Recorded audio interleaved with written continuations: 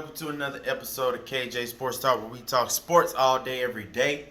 And today's video will pretty much just be about recent sports news that we heard about this past week. A lot of stuff has happened, a lot of stuff in the NFL, and I just realized we are approaching the start of the regular season of football. We have football now. Hopefully, between now and then, nothing happens where they gotta cancel it. Please, Lord, don't let it happen. But we almost got some football, y'all. So just stay patient. I know y'all been missing it. As y'all see, I be watching old ass games just so I can keep the football spirit in me. So, but we almost there. But before we get into the video, make sure y'all hit the like button, make sure y'all hit the subscribe button, and don't forget to leave your comments down below. I will reply to them. So, let's get into the video. So, first off, since I'm already wearing the shirt, let's start off with the Dallas Cowboys. As you all know, they or if you don't know, they released safety Clinton Dix after they had recently just signed him to a 1-year deal. I think it was worth like $3.75 million. They signed him back, I think, in March. So they just released him. And from what I ain't gonna lie. From what I heard and from the reports I've been reading, he been getting his ass whooped and handed to him in practice. I can't even front. From what I heard and what I've read, he's been getting his ass did in practice. So they had no choice but to release him. So your next step is to think, who are they gonna get to replace him? You already know they got people like Jordan Lewis, Xavier Woods, like just some people to replace him, or Earl Thomas is still available. Earl Thomas. Now, I was hoping that it'll be Earl Thomas and Clinton Dix back there in both them safety spots, but not gonna work out that way. I was excited about the Clinton Dix signing because the main thing the Cowboys are missing when it comes to their defense is creating turnovers. The defense only had 7 interceptions last season, so they really be missing that one player or a couple of players that can create turnovers for the defense. And Clinton Dix, to me, his specialty was creating turnovers. But we have to see what happens now as they released him. Like I said, Earl Thomas still out there. So Clinton Dix has been released by the Dallas Cowboys. Next up, Leonard Fournette, former Jaguar running back, has signed with the Tampa Bay Buccaneers. And hey man, hey dog, I'm scared of them damn Tampa Bay Buccaneers. I'm scared. I ain't scared. Them Buccaneers got some damn weapons on that offense. Got some weapons. They just got Leonard Fournette. They signed Shady McCoy as another running back. They all know they got Jones as a running back already. They kind of redid their offensive line to protect Brady. And then the wide receivers, like, it's just, where you want me to start?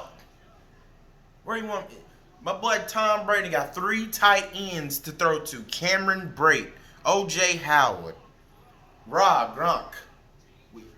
We all know how them two coexist, and we all know how much Tom love to throw to his tight ends. Those are just the damn tight ends. Marquise Godwin, Mike Williams, like, Tom has weapons for days to throw to. Weapons for days. And now you add Leonard Fournette, who last year had over 1,100 yards rushing and only 3 touchdowns for the Jaguars. So you add that to already the countless number of weapons that Brady have, you can only think it's gonna make that offense even better and give that offense more firepower than what they got already. So Leonard Fournette to the Tampa Bay Buccaneers on a 1-year deal. Next up, Steve Nash has been hired as the head coach of the Brooklyn Nets. It's a 4-year deal. Honestly, I'm being honest. I don't really expect Steve to ride out that whole 4-year contract. I believe he might get fired before his contract is up, and I only say that because Steve Nash, as great as a player as he was, one of the best point guards we've ever seen in the NBA. No coaching experience whatsoever. And there was so many other coaches that they could have got. Nate McMillan had just got fired by the Indiana Pacers. They could have went and got him. Who else? Tyronn Lue. Like, they had a couple people out there that they could have went and got, but they went and got someone who has no coaching experience whatsoever. So we'll have to see how that pans out, how he's going to coach Brooklyn. As you all know, they got KD and Kyrie. They were both injured, and they are both expected to be back next season. So you can only think that that team is going to get better in the Eastern Conference and be a team to be reckoned with. But we'll see how Steve Nash works with them guys, and we'll see how he works out as a head coach in Brooklyn. Next up, Josh Gordon, wide receiver, signs with the Seattle Seahawks. Now, if y'all don't know Josh Gordon, he's more when it comes to playing, he's more known for his playing, at least to me, when he was in Cleveland. In Cleveland, he was a bad boy. Hey, he was a bad boy in Cleveland. I can't even deny that. But he was starting to get in way too much trouble. He was starting to be a problem. So he's been bouncing from team to team.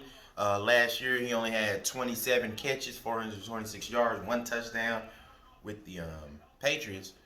But hopefully, if he's gotten his act together, he could. Like, he has the potential to be a number 1 wide receiver. He has that potential. He's always had that potential. He just has to get his act together off the field. So, and plus with him going to Seattle, it finally gives Russell Wilson that number 1 target to go to. I mean, he does have Tyler Lockett, but when you think of Tyler Lockett, you don't really think of a game changer, number 1 wide receiver. You don't really think of that when you think of Tyler Lockett. So when you think about it, Russell Wilson has never had like that go-to wide receiver to throw to. He's really never had that. So hopefully Josh Gordon can become that if he lives up to the potential that we all know that he can live up to. So Josh Gordon to the Seattle Seahawks. And last but not least, Adrian Peterson of the Washington Redskins, the Washington football team, what a dumbass name that is. He was cut by the Redskins, and pretty much a shocker to me, I'm not gonna lie. It was a shocker because Adrian Peterson last year had 898 yards, rushing 5 touchdowns. Year before that, even at an older age, my boy still ran for over 1,000 yards, 7 touchdowns, 2018. So even though he's not the AP that we knew and loved back in like Minnesota, my boy's still putting up numbers.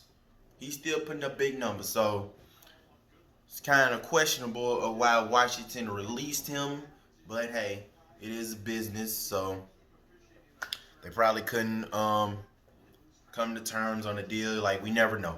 But Adrian Peterson has to be released, so it's going to be interesting to see whether he decides to possibly retire or possibly go to another team that could probably use him. Jaguars, y'all just got rid of Leonard Fournette, Adrian Peterson.